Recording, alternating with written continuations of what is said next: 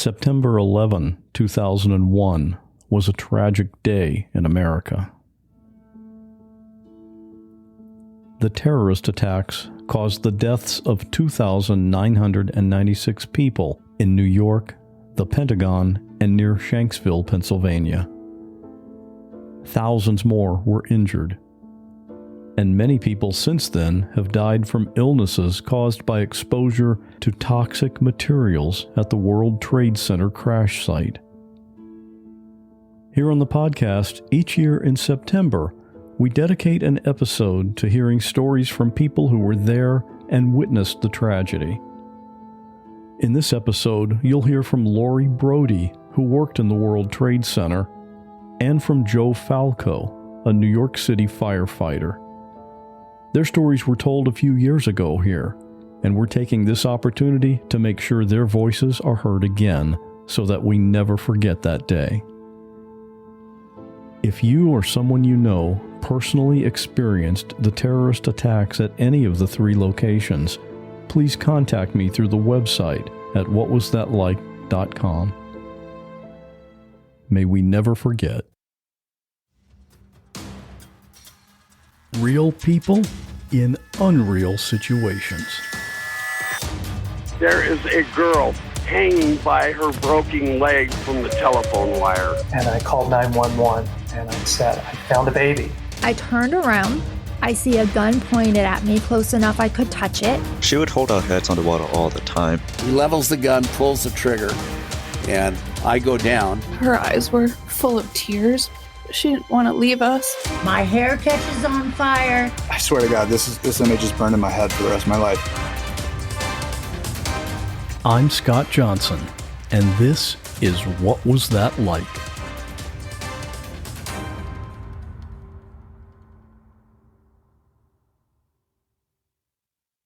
Lori Brody.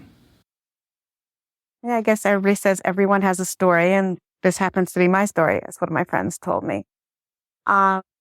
15 years ago, my brother and I got up. We went to work on a normal, bright and sunny day.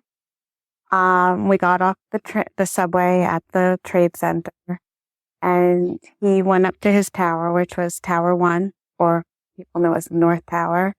And I went to mine, which is the Deutsche Bank building, which was connected to Tower 2.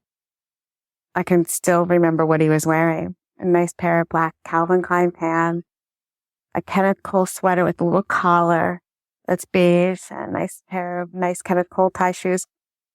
That's how we dress back in the days. And me in my suit and my sneakers, because my heels were in my drawer at work. Right when I got to my desk, all of a sudden, you heard these loud bangs and noises and alarms firing, and everything went nuts. We were told just get away from the building. No one knew what was happening. Then we heard that a small commuter plane probably hit the tower, but nobody was hurt, and that's all we knew at that point. Then we later found out, as we were back at our desk. I'm trying to reach my brother. My brother was Scott Schertzer, and I couldn't reach him. And then Tower 2 got hit. We were told to run as fast as we could out. We had to run to the other side of the building because our windows were breaking. And I couldn't reach anybody in my family.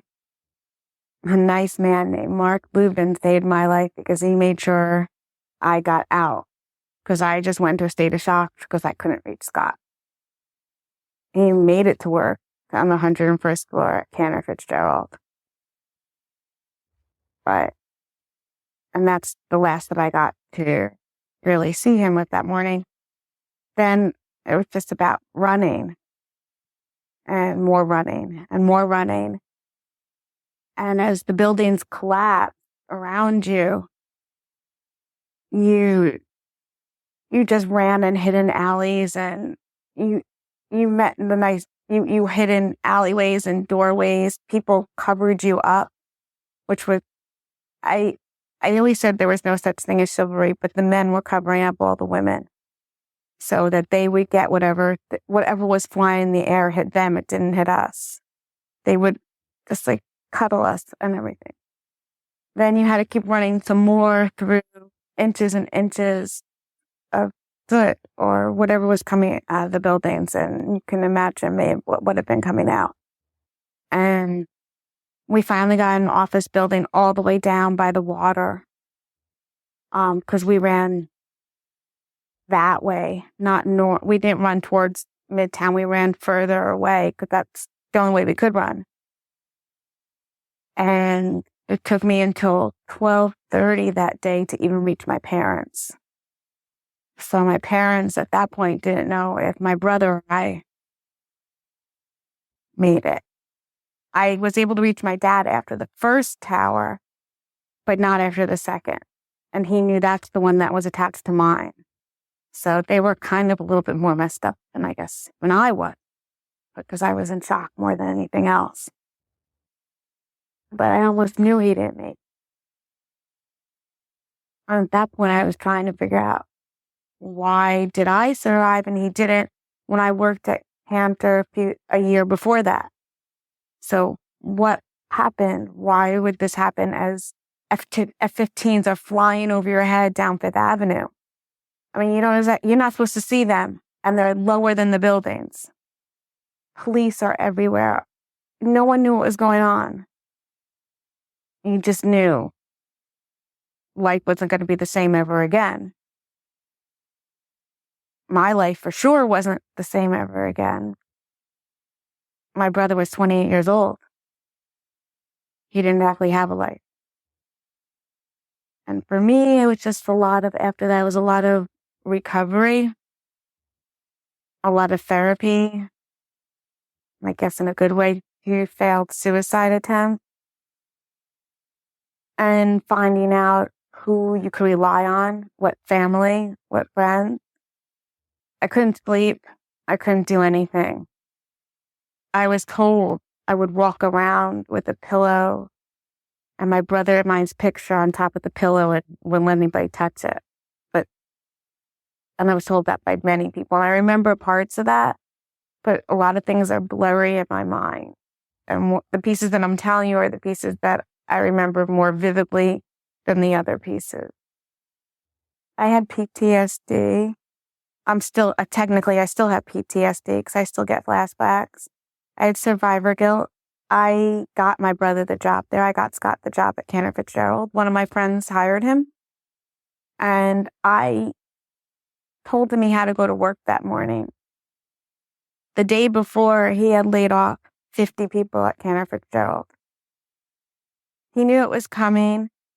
He was having what I thought were nightmares and trauma as a result of it for about 3 or 4 weeks beforehand, because he kept saying, they're after me, the bad guys are coming, the dreams are happening. He couldn't figure out what was going on. All he kept telling everybody is how much he wanted to be with family and how much he loved them. And he kept telling my mom how much he loved them. And my mom, we knew something was wrong. We were arranging for him to talk to somebody. I mean, it's hard, 28 years old, having to lay off 50 people.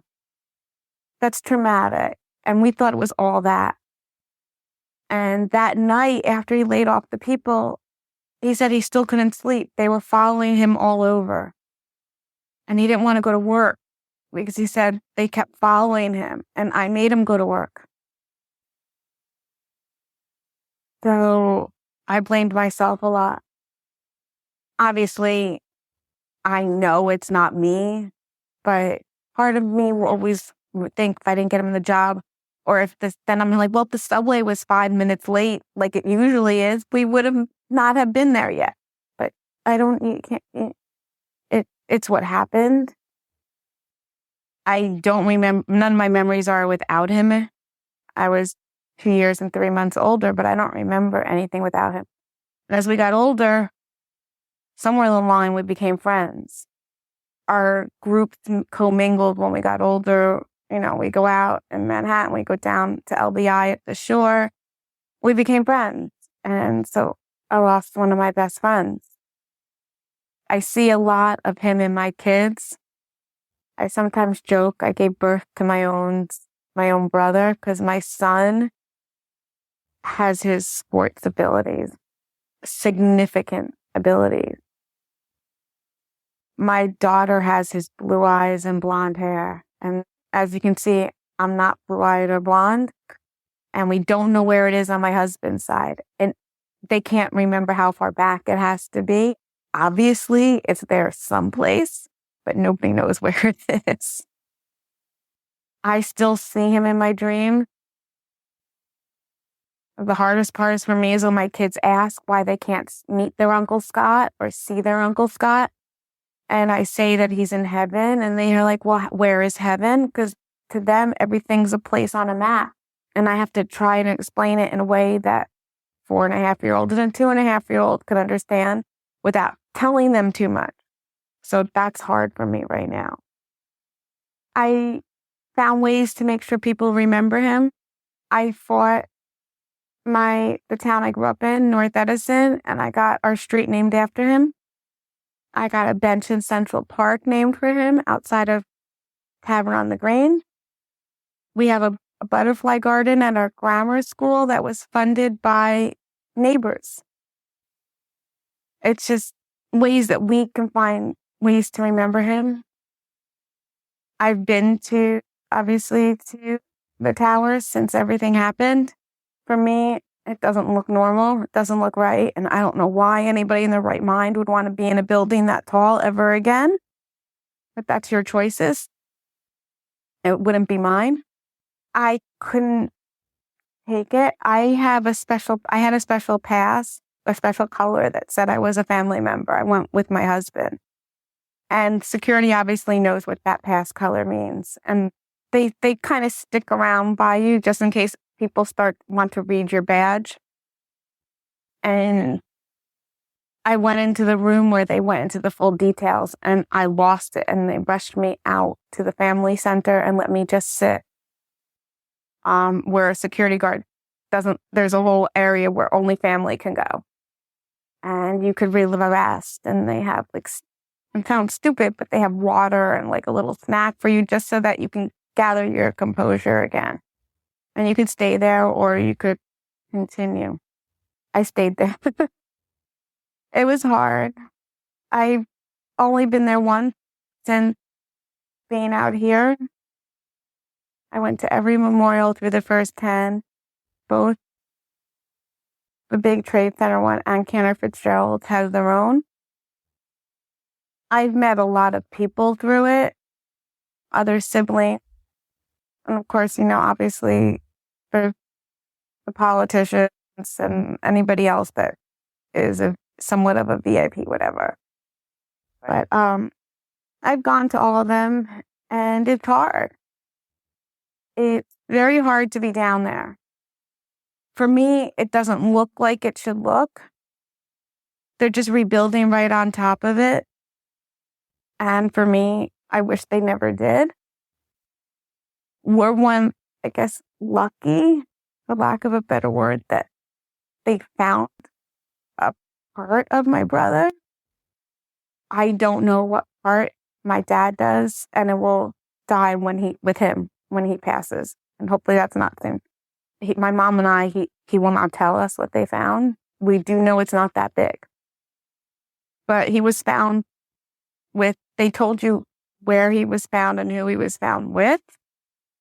So he was found with his coworkers, which means at least they were all together. But I fought long and hard to get to a point where I'm a survivor. There's not much that can be done to me anymore that I can't survive. You learn your family is the most important thing in the world. In my house, we always say we love each other every day, and we give each other hugs because you don't know when the last one's going to be. Obviously, there are some details that I don't even remember, which is probably for the best. But I'm here. It took me a while to get off the meds they put me on. I needed to go to sleep, to wake up and make it through the day for about 4 years. But I'm here. And that's what I keep telling myself. And that's what's important. probably up till now, most people out here didn't know about my brother, about Scott and what I went through. But yeah, there's a big divide. I think people don't remember it out here. I don't know if it's thought of as much. Back east, the major network will run every memorial with the names on the bottom. You're lucky if you see like a 5-minute glimpse here as they're discussing traffic on the highway. It's not thought of the same. I don't see it being the same. People don't, it's just like an ordinary day, and it's not. And if you were back east, it's not an ordinary day. They need to know that it's families. It's people who died. It's not just a building that came down and the lawsuits over the buildings and the rent that were afterwards. There's 3,000 people that passed away with 4 planes going down between New York, Pennsylvania, Shanksville, Pennsylvania, and DC. Those are what you have to remember. Those 3,000 people didn't get to live their lives. They all have family members. They have brothers, sisters, moms, dads, kids. Some of those kids never even knew their parents. That's what people need to remember. But I think if you weren't personally impacted, it's just like another day to you. Okay, I'm just going to go on. You went to work the next day. I didn't go to work for a month and a half. And I know people will sit there and compare and say, well, we know we've lost loved ones, but you got to say goodbye. And that's what I keep telling people. I didn't get to say goodbye. We just went to work. We went to work in a business on Wall Street. We did not do anything that would have caused it. I lost faith. I mean, I know that I am Jewish, and that's why I go to the JCC and my kids go to the JCC. I'm not sure there's a God up there anymore. And even Sister Elizabeth, because Catholic Charities came to our house a lot. Sister Elizabeth was the sister. She's like, you don't have to believe in this. If that's what you need to not believe in, you don't believe. I don't know if there is one up there, because I can't imagine someone allowing this to happen. So it's really hard for me to reconcile that. I talk to my brother almost every day. I talk to my family a lot. For my wedding, we set up a place setting for him, and we left the groom spot open because that would have been his place. My son is named for my brother. Stephen is named for Scott. My husband thought we'd be naming. I couldn't use the same name. It just was too hard for me. I didn't want to look at my son's face and cry every 5 minutes. So we chose the same initials. So yeah, every day I remember. I have the flag that we got. It's in my house. But as I said, I guess unless you know me, you don't know this is my story. Joe Falco. We get a run in the morning around 8:30 to Penn Station for an EMS call. So we go to Penn Station, and I'm waiting at the taxi ramp, and where we always park, and the guys go into Penn Station looking for the victim. All of a sudden, over the radio, I hear the chief from downtown calling up Pfeiffer, saying he has a confirmed plane into the World Trade Center. So right away, I call the officer on the radio, and I tell him that we have a confirmed plane into the World Trade Center. So they came back, within minutes. Ambulance showed up to take care of the patient. They come right back to the rig. So they make it a second alarm automatically, and it's a third alarm, and we're on our way back to the firehouse, which is only a block away. We get to the firehouse, we back into the building, and now the guys are watching it on TV. Now it becomes a fifth alarm, and this is only minutes later. Engine 1 goes. So now we get the ticket to go to the box. And now it's, I'm not sure the exact time, whatever time it was, a little before 9 or 9 o'clock exactly, we go and we get transmitted to go. So the one guy, Kirk, he says, you want to drive or you want me to drive? So I was already driving. I was still in the rig. So I said, no, I'll drive, because I was getting off that morning. I was supposed to go home. but I was waiting for a detail to come to the firehouse. So Kirk should have been driving that day, but since I was already driving the night, I drove.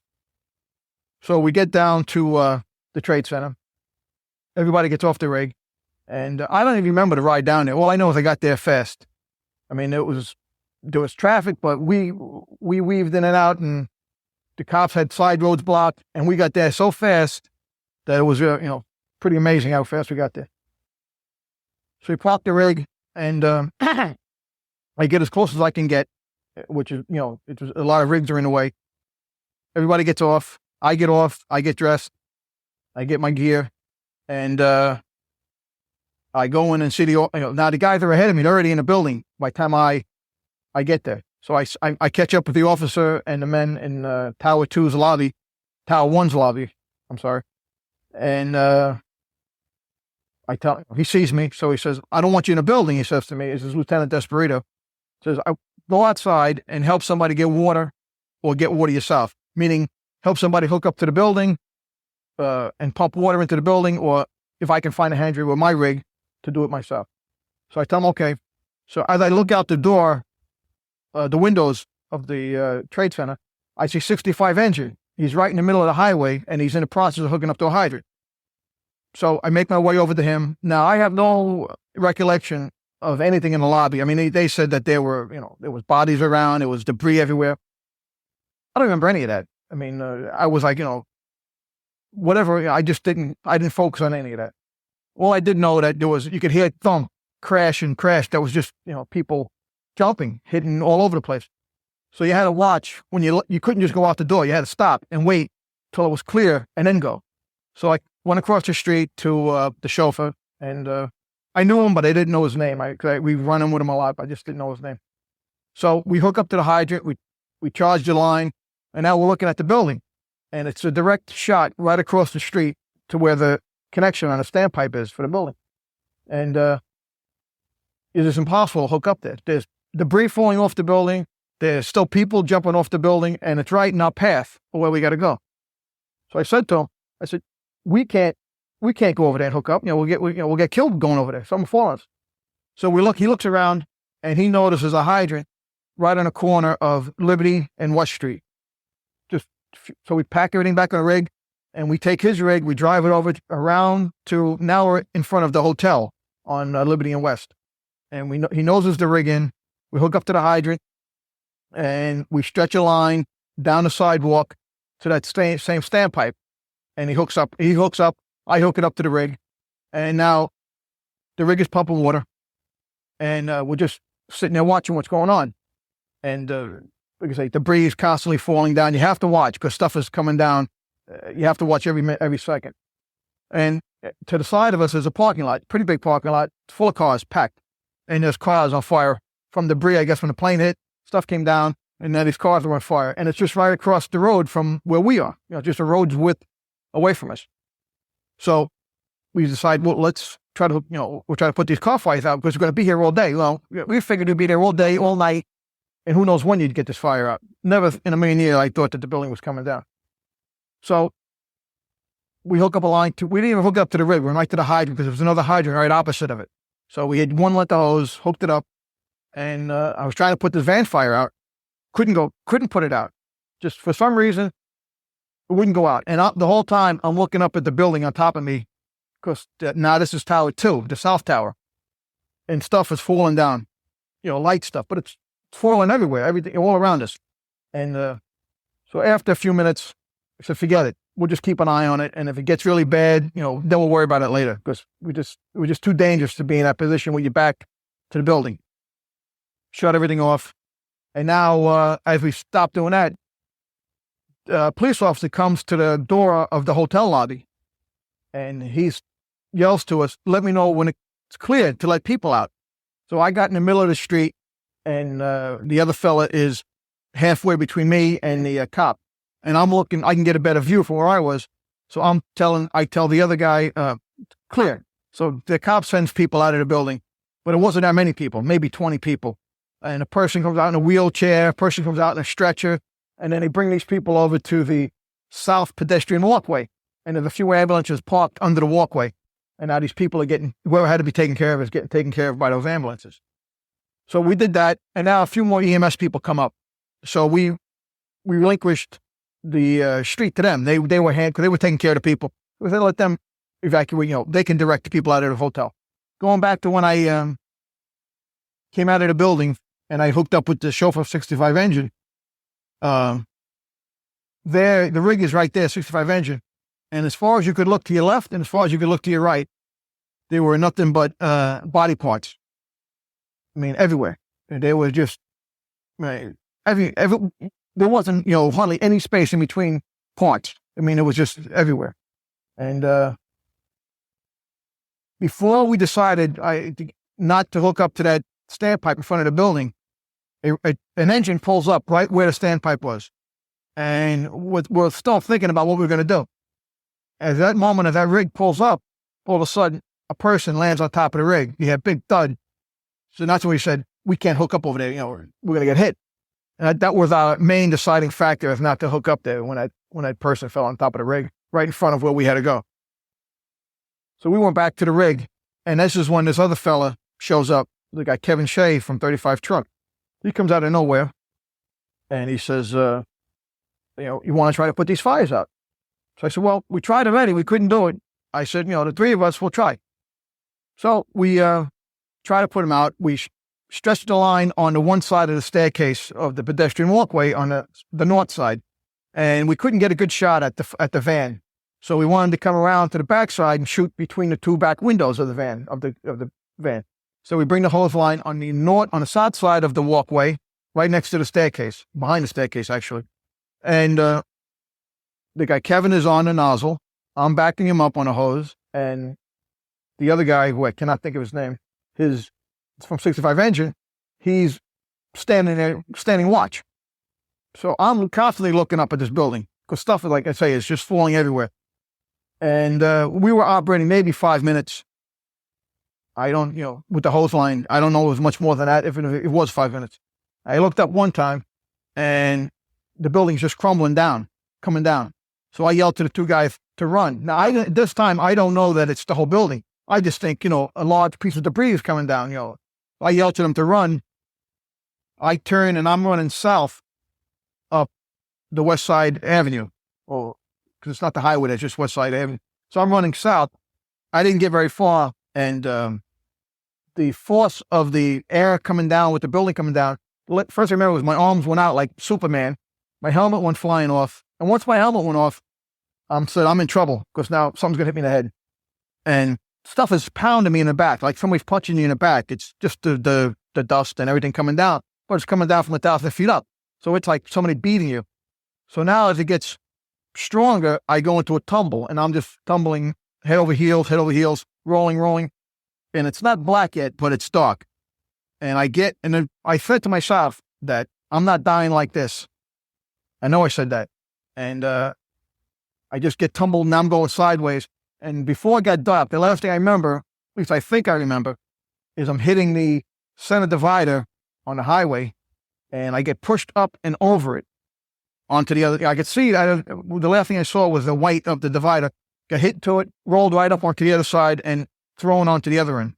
And as this is happening, why, I don't know, but either I yelled it or I heard it, my daughter's name. That's the only thing I remember. People say your life goes before your eyes. Well, one thing I heard was my daughter's name, Jesselyn. And now I don't know if I got knocked out. I don't know how much time passed, but I'm on the other side, and I'm laying flat on the ground. And when I realize it, I'm not even breathing anymore, because it's pitch black, as dark could ever be. And I think I stopped breathing, just was holding my breath. And I'm laying there. You can't hear a sound. You can't see anything. I didn't feel any pain. I didn't feel anything. So I said to myself, well, I must be dead. And so I'm laying there, and the first thing I thought of was, there's no light. Where's the light? Everybody says when you die, you see this bright light. Well, there's no light. So I'm saying, there's no light. Something's wrong. So then within seconds, all of a sudden, you can hear, you could feel stuff, and I could taste, you're coughing up, and you now that you're not dead, you just, you're sitting there hurt. And the whole time in my mind, I'm thinking that I got to be buried under rubble because it was like a freight train right on my back. The steel just crumbling and everything else happening so loud that I thought I had to definitely be buried. Stuff had to be on top of me. So my first instinct was to reach up and out, and I reached around and I didn't feel anything. So I felt better. I said, well, if I am buried, at least I got room. I'm not, in a tight spot. So now my knee, my back, my whole body is hurting, hurting. I can feel the pain coming back. So I go to get up and I can't even stand up because of my leg. So I'm just laying there and dust is starting to settle. I have no idea what the time frame is, but I know dust is starting to come down. And in front of me, a few feet, maybe 10, 15 feet away, I see headlights. And then I can start to see the outline of an ambulance. And so now I still think I'm buried. So I'm saying, well, I feel much better. Now there's an ambulance in here. It must be a big void. At least there's a radio in the ambulance, something I can get to contact somebody. But I still can't move. And as time goes by, as dust settles a little more, I look the other way and I can see another ambulance, maybe 25 feet away from me, facing the other direction. I could see the outline of it. You couldn't make out what it was, but you knew it was an ambulance. So I'm sitting there and in the distance, which I believe, I don't even know, I think it was from the south coming at me, southwest coming towards me. I see some guys coming with flashlights, firemen, and they're yelling, anybody here, anybody here? So I yell to them, they come over to me, and, you're right. I said, yeah, I'm good, I'm right. And that made me feel a little better too, knowing that there was other people around. So now they leave, and within a minute or less, I hear a guy yelling from in front of the van, the ambulance, that he's trapped, help me, help. So now, at this moment, I try to stand up. So I get up on the one leg, and I can't move. I can't walk from where I am to the ambulance because there's so much debris in the way. So I got as far as I could, and, I couldn't lift my leg up. So I get over to as far as I can, and then I just sat on the pile of debris, and I started yelling for help. So out of the distance, and in front of the van's on fire. There's a fire now. An EMS guy comes over with a fire extinguisher, and it's still, you can't breathe, and you can't really see too well, so dusty. The guy's got a dry chemical extinguisher, and he's going to put the dry chemical on this fire. So I yelled to him, don't do that. I said, the guy can't breathe now. I said, the dry chemical, forget it. So he just pulled the debris away and away from the ambulance. At the same time, the 3 or 4 firemen that passed me earlier came back, and I told them that there's a guy caught into the ambulance. I can't get him. Luckily, the 4 of them, the one EMS guy and the fireman, were able to drag whatever was in front of the ambulance away, and the guy got up and he just walked away. I don't know where he went after that. He just walked into the dust. Getting back to the part when I was laying there in the pitch black darkness after the tower had collapsed, I got thrown to the ground. A fellow from 7 Truck was also a volunteer in Freeport with me. I've known him since he was a kid. His name was Richard Muldowney. And we had an ongoing thing for years in the fire department in the city. He was in 7 Truck on the east side, and I'm in 1 Engine, which is on the west side, almost directly across. He's on 29th Street between 2nd and 3rd, and we're on 31st Street between 6th and 7th. So almost directly across. So in a lot of runs, a lot of boxes, we run in together. If it's in the middle, we go to the east side, they come over to the west side sometimes. But a lot of times we run in together.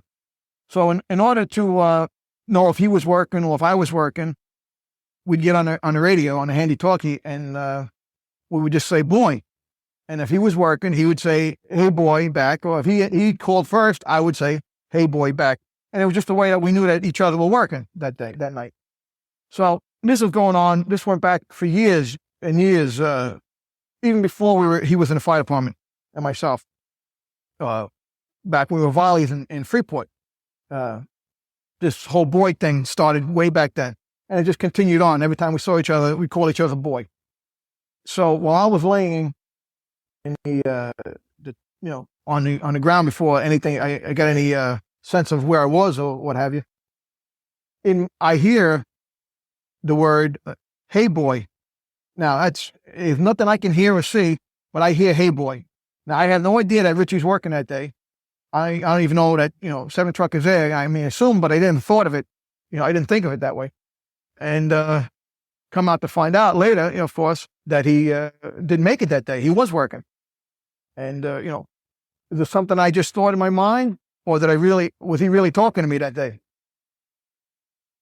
So I'm sitting there and I'm saying, what am I going to do? I can't do anything. I can't walk. I can't, and then out of nowhere, I'm covered from head to toe with dust. And more people are coming around. And then out of nowhere, two guys from my firehouse show up. They were in the hotel lobby when the building came down. They had whole company, they got out, and somehow they walked all the way, they went around the way they came out, and we just met eyes. And it was Tyrone Johnson and Jimmy Grillo from Ladder 24. So they come over to me, and the three of them, two of them, helped me get up, and they said, we got to get over by the water to get away from the building.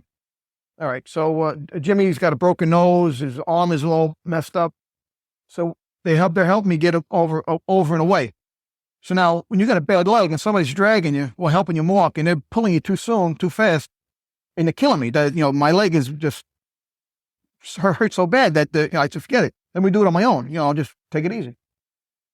So now we're walking away, and just as we get in front of the North Tower, and now it's clear. Now you can get good visibility, and you can see that the other tower's already down. And so we just get in front of that, but we're in front of it, but on the other side of the highway, far enough away from it.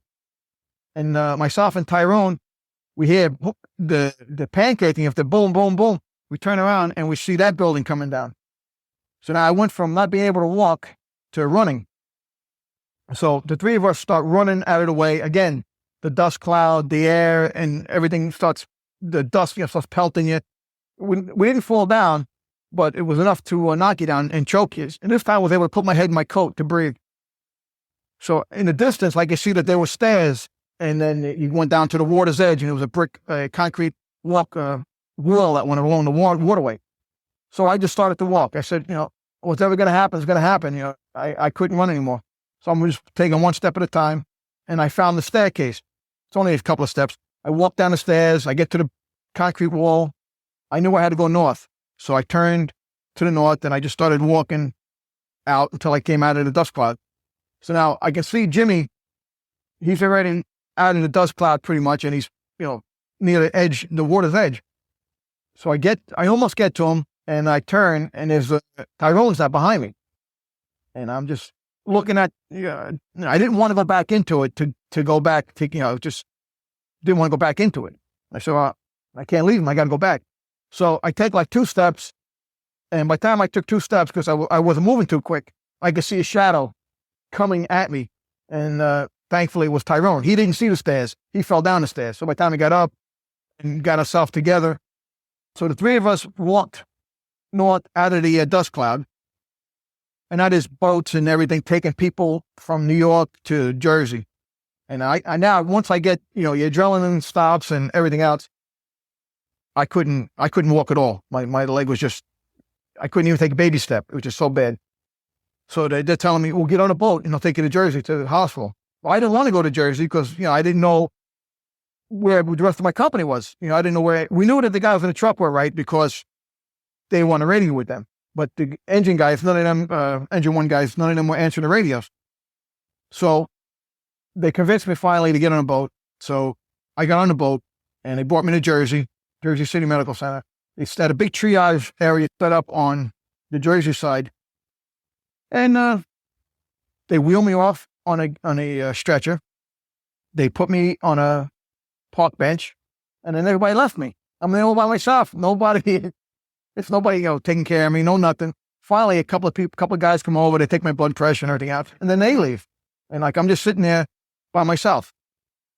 And a woman came by and she wanted to know if there was anybody I wanted her to call for me. And I gave her my wife's number at work, and she finally, eventually, in the course of the day, she was able to get through to her to tell her that I was all right. And so eventually, they put me in an ambulance, and they brought me to Jersey City Medical Center. And they were mobbed. It was just mass confusion over there. They had so many people they evacuated to Jersey because they figured that New York would be overrun. Meanwhile, it was the other way around. Jersey was overran, and New York had hardly anybody. So I went to Jersey. So they checked me out, and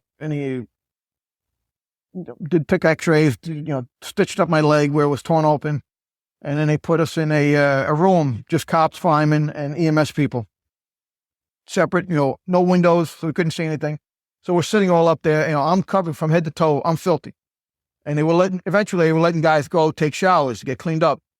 And everybody kept asking me if I wanted to go take a shower. And I just didn't feel like doing anything at the time. I just wanted to sit there. And I kept saying, no, I'm all right. So I'm watching these other fellas taking showers. They were dirty, but, there was nothing really that bad, some of them. And finally, I go and take a shower. I'm talking like hours later. I finally go. So I walk past the mirror in the bathroom, and I'm, so much dust on my hair and my face, black, slip all over me. And I said, I guess that's why they wanted me to take a shower. I'm so dirty. So I just had stitches in my leg, and they say, you're not supposed to get your stitches wet. Well, how are you going to take a shower if you don't get your stitches wet? So I used a bottle of shampoo and a bar of soap, finally got most of the dirt off me, and came back. They rebandaged my leg, and that got infected after a few days. And then I asked the nurse, well, not even the nurse, one of the caseworkers there. There was a bunch of women that, getting us whatever we needed. They were very nice. I asked her, I said, is there any way we can find out who's in the hospital? Other guys from our company, so we know, if they're here or not. So she said, well, she would go downstairs and make a list. They had a bunch of blackboards in the triage area, and they had your name and your medical condition on it. And so she goes, I'll go find out. So she comes back with a bunch of papers, and there's names all over it. So some are firemen, some are civilians, some are cops. It could be anybody. So finally, I see a name of my lieutenant who's on it. Actually, that lieutenant was working in a truck that day. He's Lieutenant Engine 1, but he was working in 24 truck as a lieutenant. So I see Blake McLaughlin. So I asked the nurse, I said, does this mean that they're here and fine, or does this just mean that they've been brought here, they could be deceased? And she didn't know. She says, I don't know. They're just on the board. Sorry. It's like 5 minutes later, 10 minutes later, here comes Blake walking into the room, which I was glad to see because now I had somebody with me. A few minutes later, I'm like, I was pretty shaken up, and when Blake got there, I said, I wish I could talk to Father Mike, Father Michael Judge, because he was the priest in a church across the street from us, St. Francis of Assisi, and he's also the fire department chaplain. And he was, really good guy, and we all knew him in the firehouse very well. So I didn't know it at the time. So he tells me, he says, oh, you don't know? I said, what? He said, Father Mike didn't make it. And that, really took me for a loop. Finally, they brought us back to New York in a bus that they got from New Jersey, and they dropped us off at different firehouses, and then we had to get a ride back to our firehouse. And then a few friends of mine, Bill Shamari and Rick Holder, they drove in, and about, I'm not even sure what time it was, 10 o'clock at night or something like that, maybe a little earlier. And they were able to get into the city, and they drove me home because I couldn't drive. Injuries were, that was another thing when I was in the hospital. Their big thing was, they said, well, did you black out? I said, I don't know. How would I know if I blacked out? So I think if I would have stayed in New York, I would have got better care. I don't really think I got too good a care over in Jersey. I think I definitely should have stayed the night. I mean, they sent me home, it was like, it was like getting hit by a car with, the injuries, I got, they didn't really know if I had any kind of internal injuries or anything. They were so overwhelmed. They can't really blame them. They just had, limited staff and so many people to take care of. So, but I just think if I was in New York, St. Vincent's or one of the other big hospitals, that I would have entered my betterment. Because the next day when I woke up, that day I had a big lump on one side of my head, on the right side. And the next day I had about 100 lumps on my head from getting hit in the head. So I'm sure I should have stayed overnight for observation at least. And so my injuries were, I was basically hurt from head to toe. Every part of my body was injured. My big injuries were my shoulder, my left shoulder, which is, I need a shoulder replacement. The doctor says there's nothing they can do for it.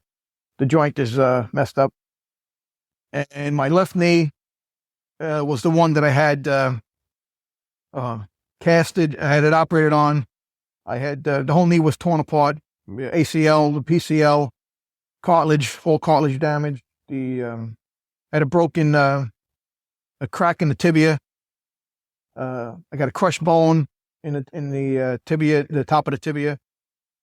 My right side, they got torn ACL. I have torn meniscus.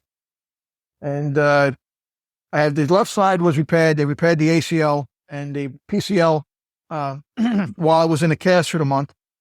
That went back, the bone was split and the bone healed itself. And so that was all right. The medial meniscus, not the medial meniscus, the medial collateral ligament, they thought they would have to reattach that. Thought it was stretched, but while being in a cast for a month, that shrank back on its own. So that was all right. So I had that operation, the ACL reconstruction, and it's over with, but I'm in constant pain every day. It's just something you have to live with. Doctors need knee replacement. And until I do that, I'm just in pain, 24/7. I just have to watch what I do. If I got to kneel down, you got to think about it before you just go actually do it. You just can't just kneel down. You got to, which knee am I going to kneel with? My left one or my right one? And then I went in for an operation on my right knee, and the doctor said that he wouldn't do it. He said he wouldn't replace the ACL just because you have too much damage to that knee, and replacing the ACL will just make the knee tighter, and you'll be in more pain. He says you need 2 knee replacements. And so I need 2 knee replacements and a shoulder replacement.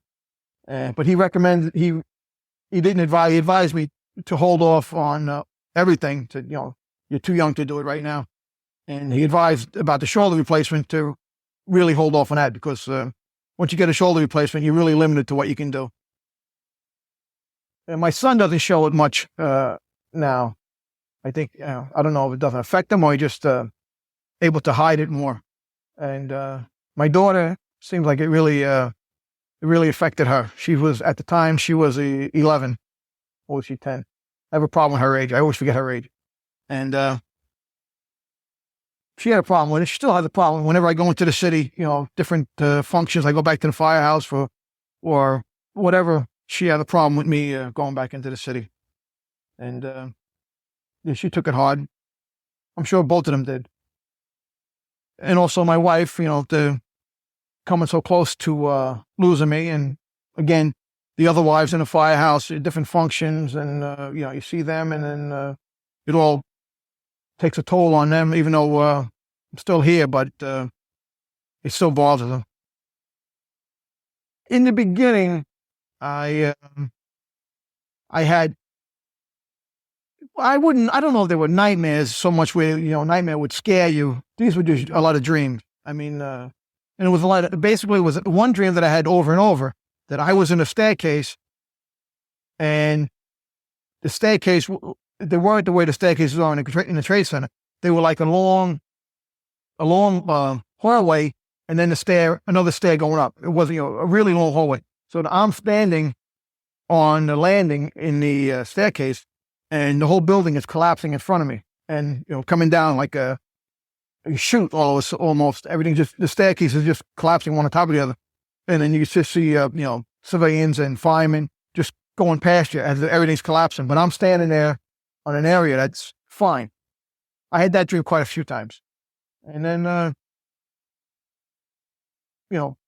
just constantly on your mind every day. You always one way or another, you wake up thinking about it, or you go to sleep thinking about it, or you do both.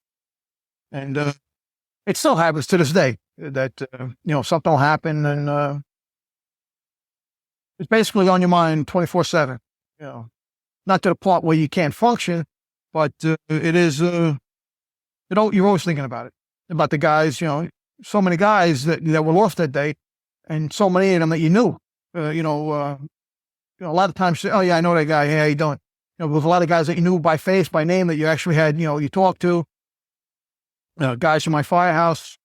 We had 4 guys from my firehouse alone that were, good friends. It was Captain Breffel of Ladder 24, Steve Belson from 24 Truck, who was working as an aide that day for Oriole Palmer. And actually, Captain Breffel drove for the Michael Judge down there that day to the scene. He got off that morning. And then Mike Weinberg from Engine 1, who came from home. Of course, his sister worked in the trade center, so he went down there to see what, make sure she was all right. He ended up with Captain Breffel. They were found together after the aftermath. And then the other guy was Lieutenant Desperito, Andy Desperito from Engine 1. All the guys from Engine 1 made it out, and he didn't. He was with a fella from the Port Authority. He was right behind everybody. And he was also involved with, I believe, the guys from Ladder 6 who were trying to help that woman out, Josephine. He was all the guys, because they were all together at one time on the staircase helping her down. And then they got split up. And the fella that he was with from the Port Authority is fine, and he was right next to him, and he didn't make it.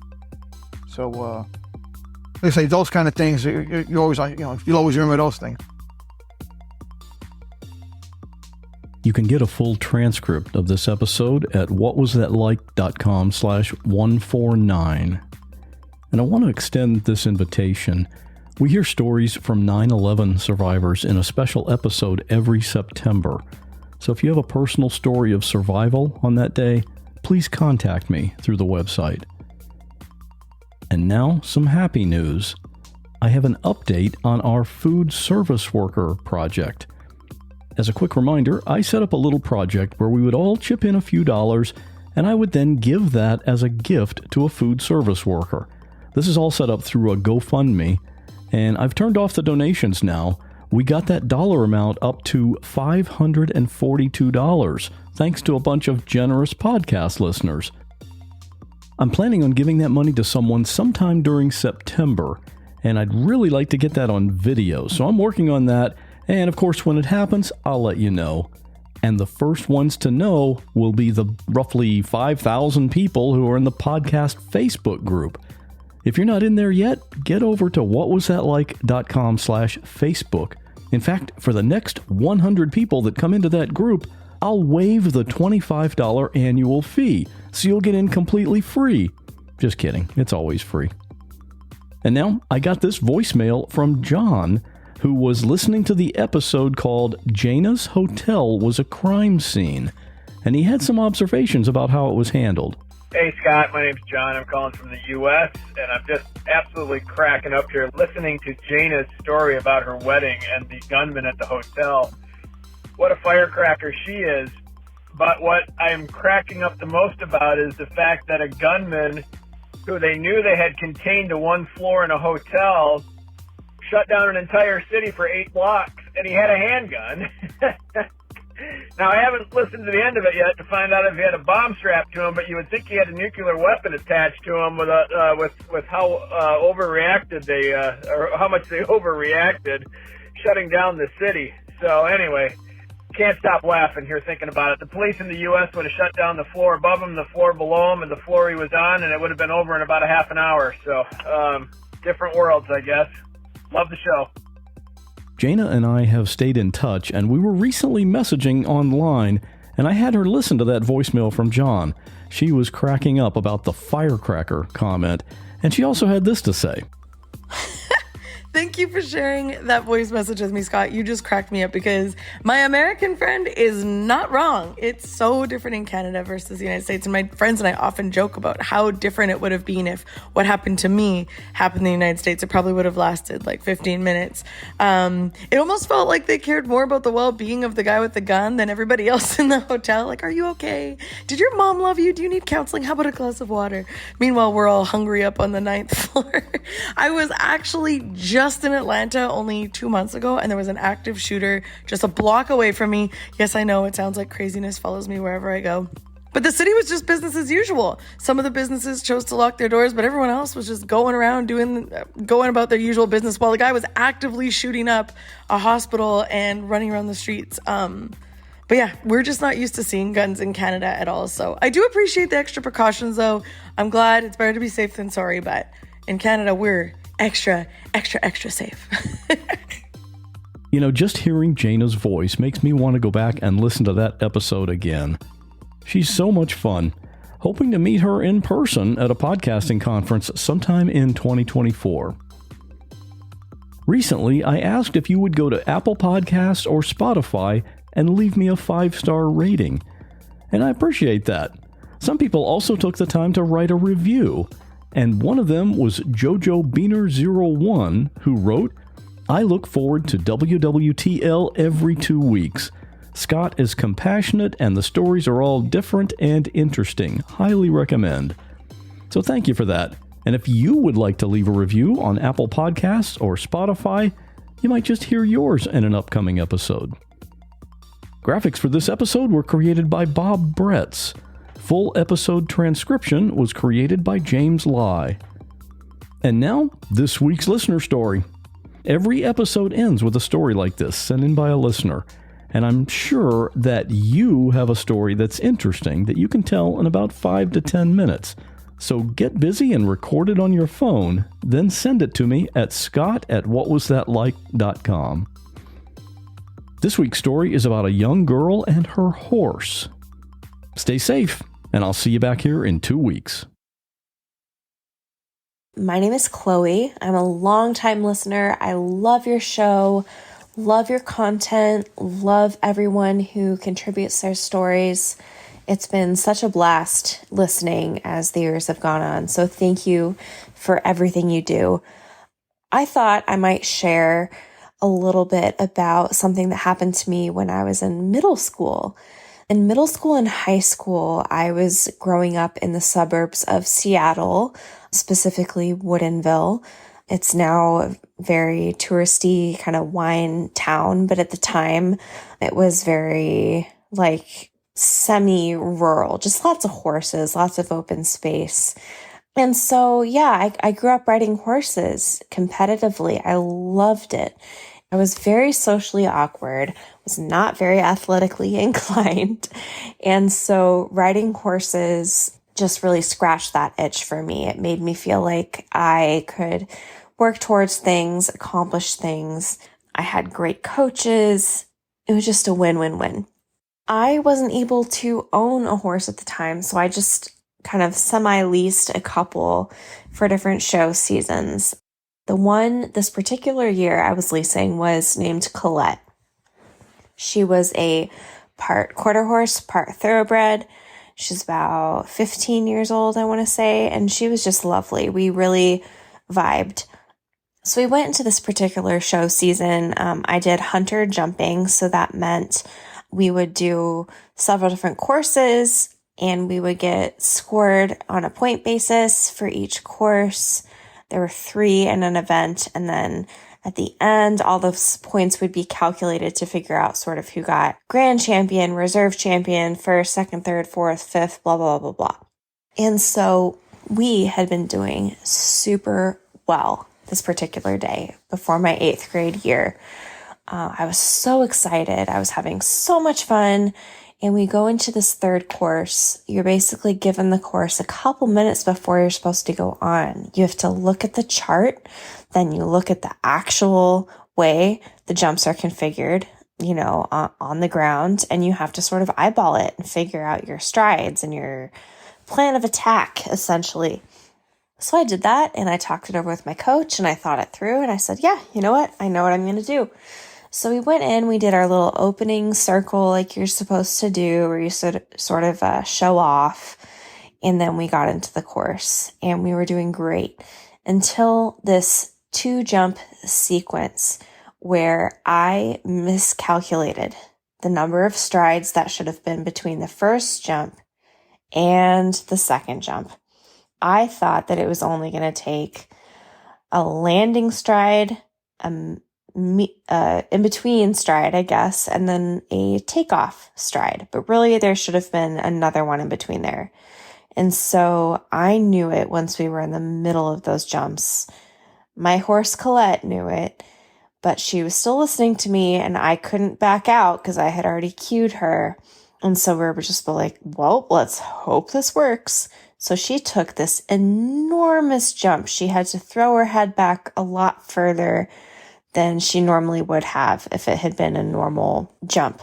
And so when she threw her head back further, she hit me in the face because of the way I was positioning my body to go over the jump. And so I fell sideways off of her. We're taught to sort of unhook our legs from the stirrups so that we don't break our ankles if we're falling. So I did that. and I just fell off to the left side of her. As she kept going over the jump, I fell on top of the jump, and all my wind got knocked out of me.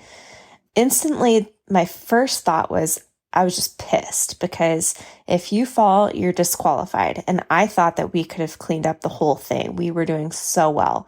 My second thought was that I was worried about her, because she's just running around. Horses have very strong emotions. So she came kind of trotting up to me with her head hanging low, thinking she had done something wrong, when really it was me. And so I collected her. I was trying to kind of comfort her. I was gimping off of this course.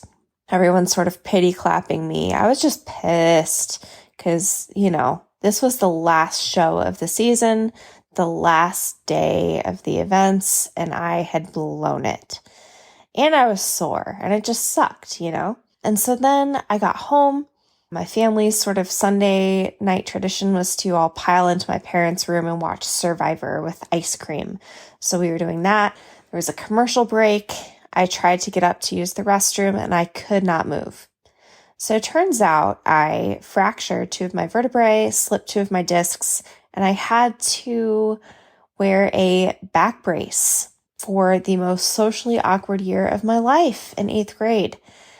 On top of that, I had some kind of allergic reaction between the pain medicine and another medicine I had already been taking that caused my top lip to blow up like Kardashians gone wrong and caused me to break out in hives. And so that also happened to be on the day of our first 8th grade dance. And so I sat in an oatmeal bath the entire day with an ice pack on my lip, taking Benadryl, just loopy beyond belief. And my mother, bless her heart, did everything in her power to get me into my corduroy Hollister skirt and iridescent star printed t-shirt so that I could go to this dance. And I made it. But that was a rough year of physical therapy and a back brace and not being able to have that athletic outlet that I had loved for so long. Finally, I was able to get back up on the, not only the proverbial, but the literal horse the following spring, a little bit less than a year after my accident. But that was a very tough time. 0 out of 10, do not recommend breaking your spine when you are 13 years old.